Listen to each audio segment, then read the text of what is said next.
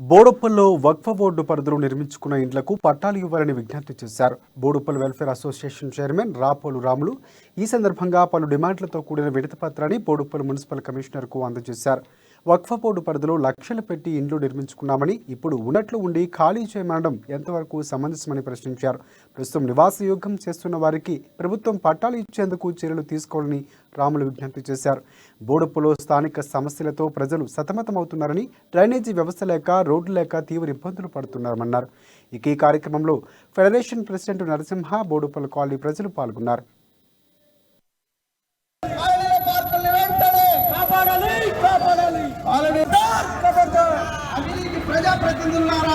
ఈరోజు Boduppal municipal corporation కాలనీల సంక్షేమ సంఘాల సమాఖ్య ఆధ్వర్యంలో ఏవైతే బోడుప్పల్ మున్సిపల్ కార్పొరేషన్ పరిధిలో ప్రధాన రోడ్లు కానివ్వండి, ఏదైతే ప్రధాన అంశం బోర్డు సమస్య కానివ్వండి, మరి బోడుప్పల్ 175 కాలనీల్లో నెలకొన్న ఈ కుక్కల పందులు చిన్న పిల్లల సైతం వాళ్ళను కరిచి ప్రాణాలు కోల్పోయిన సందర్భాలు కూడా మనం చూసినాం. కాబట్టి మా పెద్దలు ఫెడరేషన్ చైర్మన్ రాపోల్ రాములు గారి ఆధ్వర్యంలో ఈ యొక్క మున్సిపల్ కార్యాలయం ముందు ధర్నా కార్యక్రమాన్ని నిర్వహించుకున్నాం. ఇవన్నీ కూడా మీరు చేసిన తప్పుడు వల్ల ప్రజల జీవితాలతో ఆడుకోకండి, ఎవరు కూడా సిద్ధంగా లేరు.